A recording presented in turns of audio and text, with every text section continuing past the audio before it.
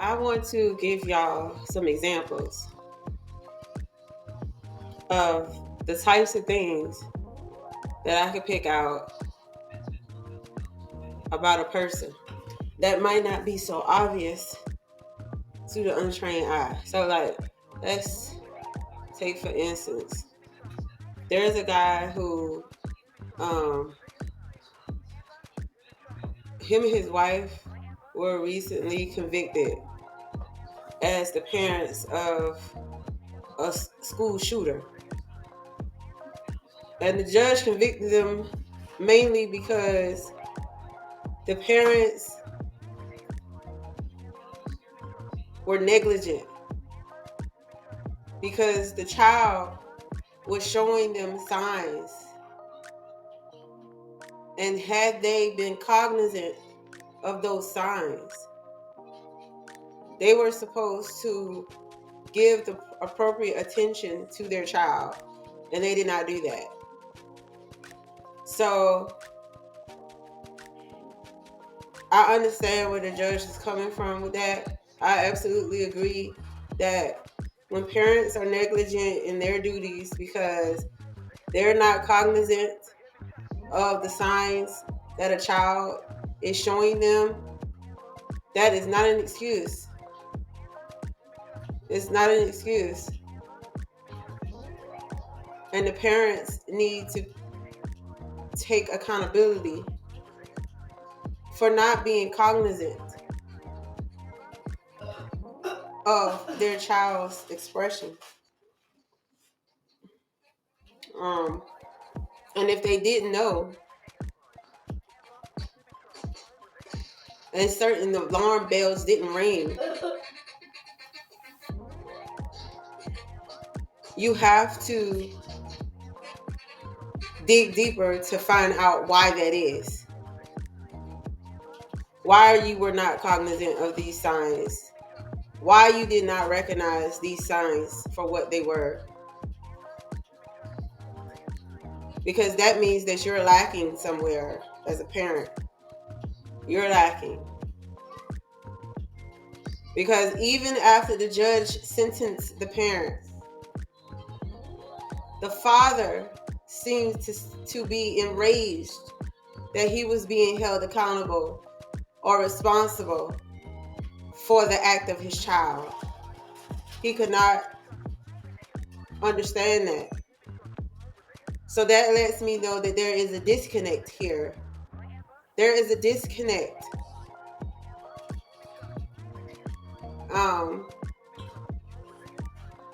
The father's name, let me see here. James Crumbley is his name. There's a disconnect. Another reason why I know there's a disconnect is because for some reason, even though when you make calls on a jail phone, you are told by the machine that your calls are monitored. That means they are being screened. So whatever you say, it is being recorded or being listened to. That's what monitoring and screening means. But he gets in there and he's talking about the prosecutor on those phones. He says, "Yeah, Karen McDonald, you're going down," in one of his calls. Karen McDonald was the name of the prosecutor.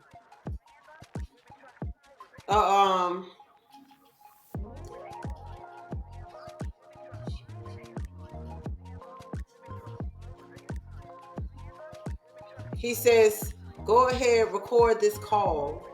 Send it to Karen McDonald. Tell her how James Crumbley is going to take her down. She would not have a law license when I get done with her. And like I said, Karen McDonald will be working a fucking McDonald's because she won't be able to get a fucking job anywhere else. So you're missing the entire reason why you're in trouble in the first place, doing stupid ass shit like this. Okay? Doing what you wanted to do and not being cognizant of the people around you.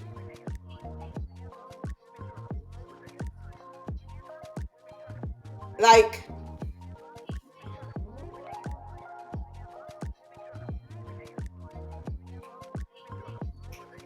it sounds like you are hell bent on revenge at this point. He's still not trying to own his accountability for this situation.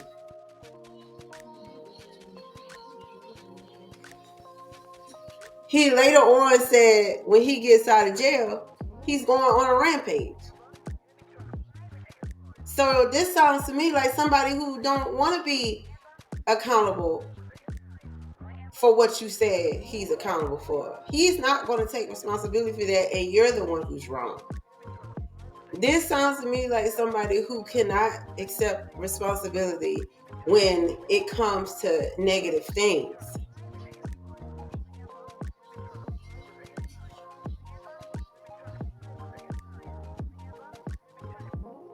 And he's looking to exact revenge on the person that he believes is responsible for his mishap or his inconvenience.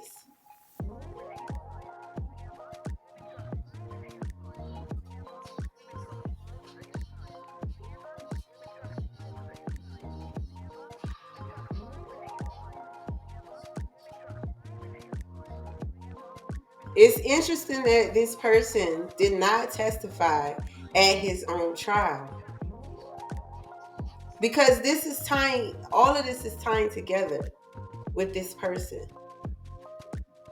Of course he's not going to take the bench because he doesn't believe he did anything wrong.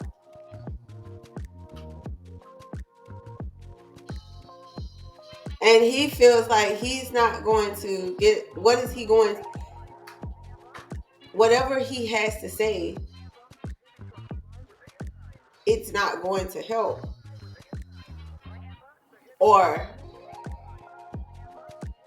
if he gets on the stand, he understands that he's going to have to answer the questions for his defense lawyer, and he's going to have to answer the questions for the prosecution. And he can't lie under oath. I think he knows that much, that he can't lie under oath. But in this person's situation, I don't think that he believes that he did anything wrong, and so he don't need to take the stand to say anything. You don't get his words.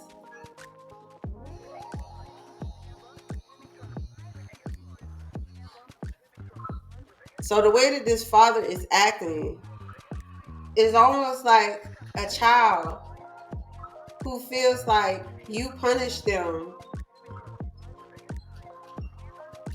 for doing something that either they didn't do,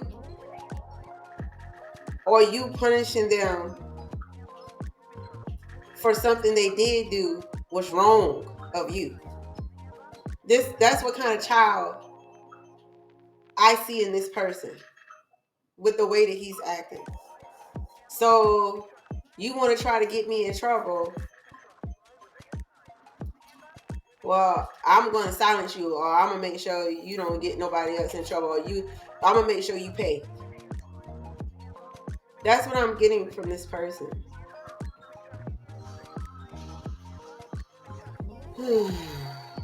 This man is ridiculous.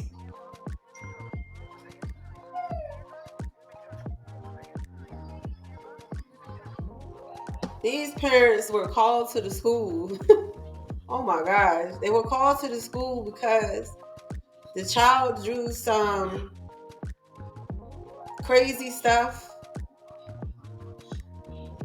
I think it was the gun. It said his notes included an image of a gun and phrases, "Help me," "blood everywhere," and "my life is useless."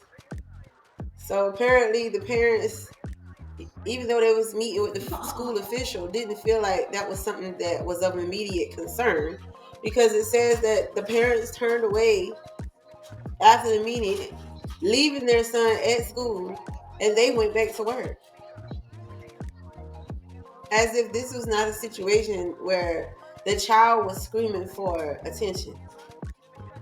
It was very necessary for him to get that attention. If he's coming to school and drawing things like that, it's because he's looking for a reaction to his expression. Okay, he's looking for somebody to give a response to his doings. So if he's coming to school to do this, then he's not getting it at home. Yeah. Because school is an alternative situation to the home environment. It would have been somewhere where he would have had a chance to formulate relationships and come to understand social interaction outside of the home. So if he's drawing stuff like this at school, it's because he is looking for a response to his expressions.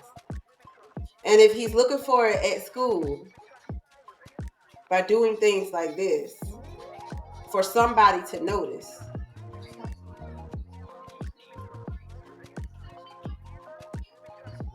then he's probably not getting what he needs at home. It's a need that's not being met at home. So it doesn't surprise me that the parents got this information from the school officials about what their son was showing and what he was saying and how it should be raising alarm bells. But instead of them thinking anything was wrong, they left him at school like he was okay, and they went back to work. So that shows you where the parents' priorities were. That gives you an idea about their discernment. So they, in this situation, were negligent in their parental responsibility. And I agree with them getting sentenced. Because parents have an obligation to pay attention to their children. Okay, a child is looking for that attention in the home. It should be coming from in the home first. That attention should be coming from in the home first. So whenever a child's needs are not being met,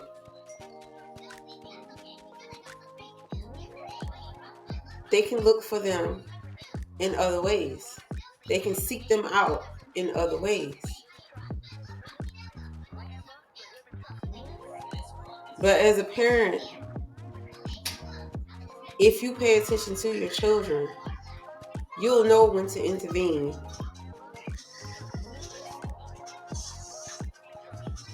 When to possibly seek help if you can't help the situation by yourself.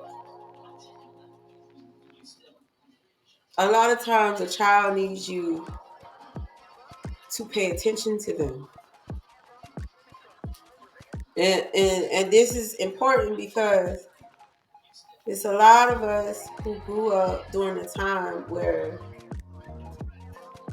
we were able to do much more than what we were used to doing as we continued to grow up. That once we entered the workforce and in it, all women and men could work, then it took away the energy of the home, where there was a balance of someone, or there was a balance of what's a good way to say this? The child was able to get their emotional needs and nurturing needs met, because the mother was able to devote that time to the kids because she wasn't working as much outside the home, or her attention wasn't required somewhere else. It was in the home.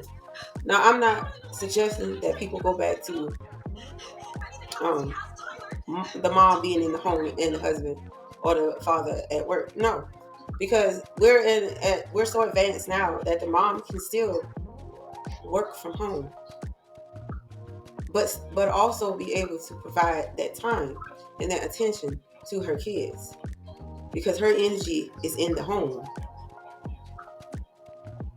So she's, we can't be so hell bent on getting to the money, where that is the only thing that's really important to you. And as long as you're getting it, everyone will be satisfied. Like, everybody can eat, and yeah, but you sacrifice so much of your time getting the money that you don't have any time to sacrifice in these other areas.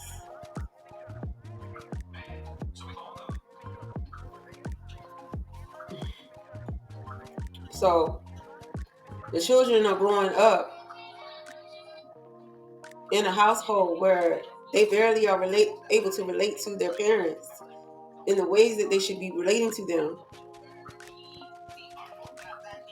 because the parents are too busy getting to the money and they're not paying attention to the children. So the children are being raised by outside sources when the children should be raised by their inside sources first. A mother has a responsibility to a child that a father cannot fulfill. And likewise, the father has a responsibility to the child that the mother cannot fulfill. So this needs to be understood when you make that choice to have a child. When you make that choice to have a child, you give up the I for us, or we, or our. And understand that whatever side of the equation, whether it be the mother or the father, as it pertains to the child, whichever side is lacking in the beginning is going to be the side that is lacking in adulthood, and it's going to have to be transformed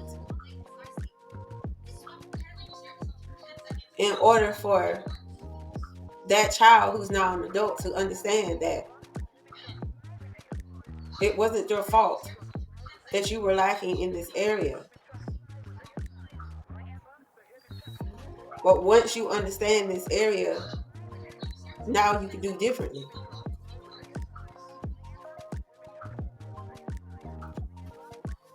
Parents have to understand that the relationship with the child is the first relationship the child comes to understand. So there's a reason why they say the primary years are important years in the child's life. You're already making an impact on the child through the child interacting with the parents.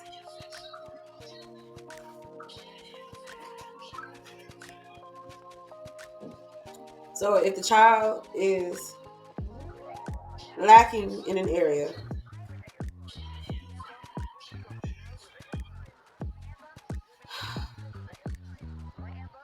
that means that there's an area in the child's life where the parents were lacking.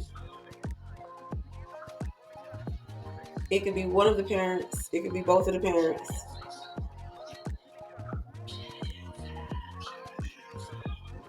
But the child's expression can let you know the area of life where this child may not be getting the proper guidance, They may not be getting the appropriate attention.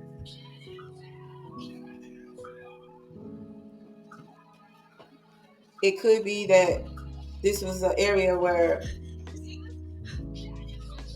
you keep hidden or keep secret about what goes on, so you never talk about it.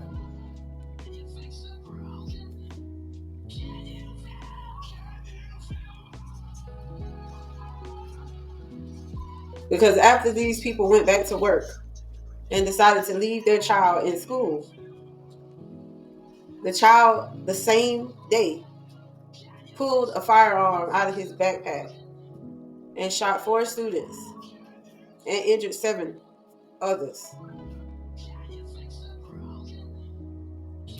That was a clear case to me of a situation where the child was looking for parental interaction, parental response, parental attention.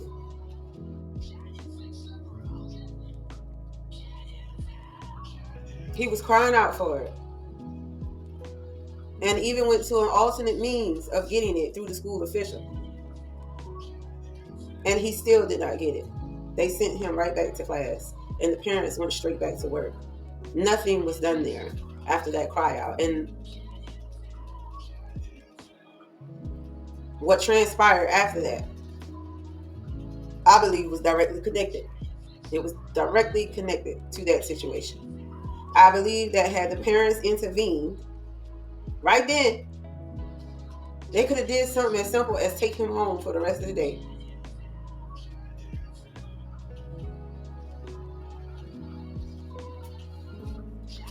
They could have prevented this.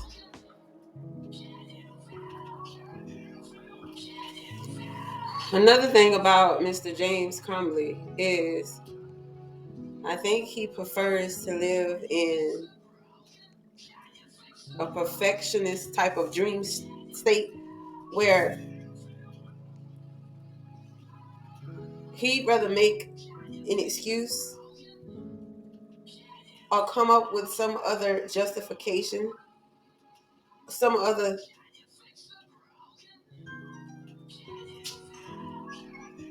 explanation. It's some other explanation for him being in prison. Like it's hard for him to say he's in prison, and he says instead,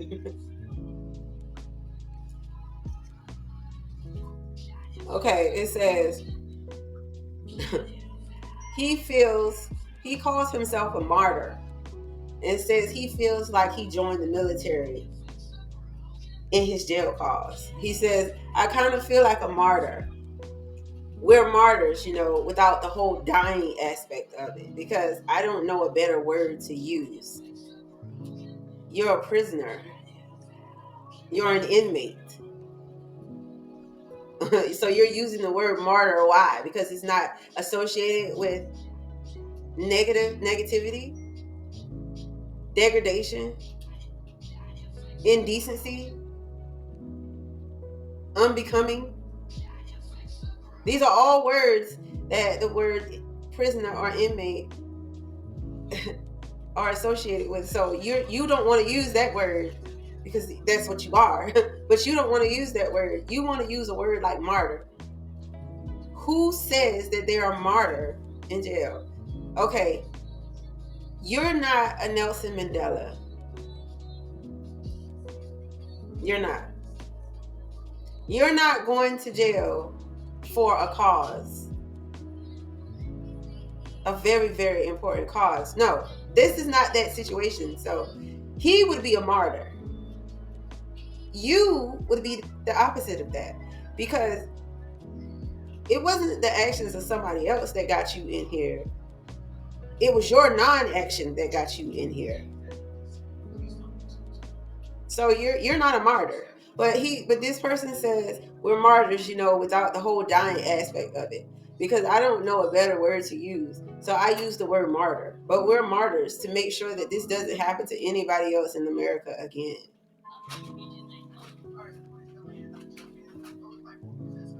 You're not martyrs. You're examples.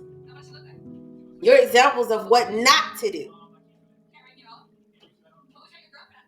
But you have to formulate it in a way that doesn't seem negative. That's what I'm noticing with this.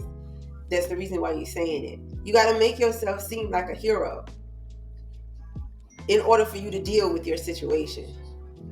That's somebody who can't be in reality with their situation. That's what that is. When someone says something like that, we're martyrs to make sure that this doesn't happen to anybody else in America again.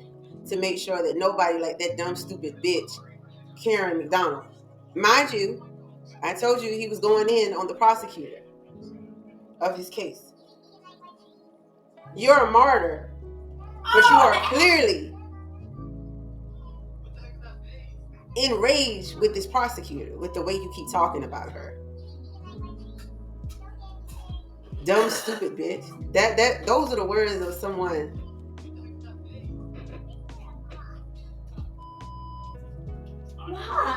of an adolescent mindset. Someone who doesn't know how to deal with their emotions in a healthy manner. That's what that sounds like. This is a person who sounds like they're enraged. Like they have such hostility towards someone. This sounds like a person who is blaming someone else for why they're in their situation. They are not recognizing their fault at all. So he seems to not be somebody who can really deal with their reality. That's what he sounds like.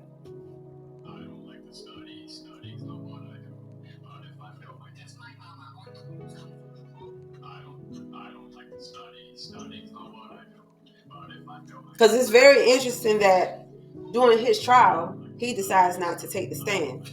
For somebody who believes that they shouldn't be held accountable and they understand that they did nothing wrong, why not talk in your own defense? It's because you're afraid of the truth actually coming out if you get up there, being that you have to respond to the defense and the prosecutor. And you can't lie because then you're going to get in trouble for perjury. So it's possible that whatever your responses are, it's going to give credit to the prosecution and not the defense. Because otherwise, you get up there in your defense if you really believe that you are not guilty of any of those charges.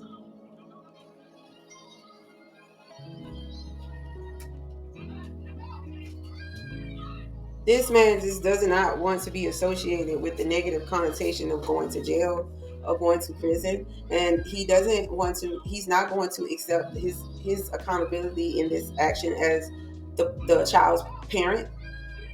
He doesn't accept that he didn't do what he should have reasonably understood to do. He doesn't accept any of that. He's not receiving any of that. He's rejecting all of it because you're trying to say that he wasn't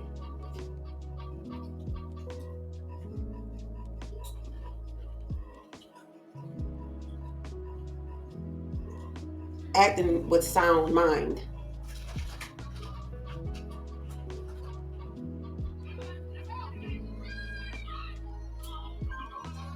Which is something he can't deal with.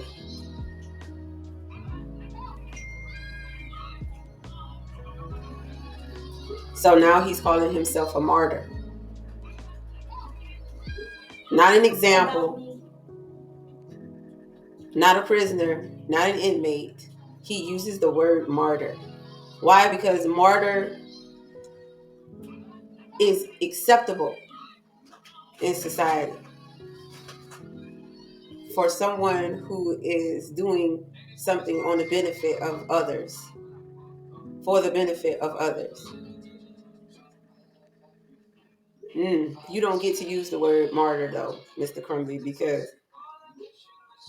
you didn't do this. You didn't put yourself in this situation for the benefit of others. The judge put you in this situation as an example for others.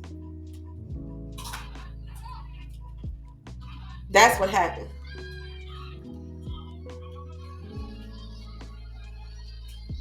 So no, you're not a martyr. But if that's the word that you would like to use, then go ahead. You're not a martyr. Trust me, because nobody would want to do what you did and end up having to face jail time for it.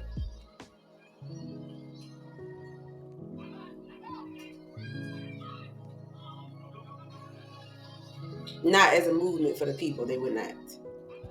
So this is just, some of the things that I'm able to do where I can read people's words and I can decipher what's really going on behind those words.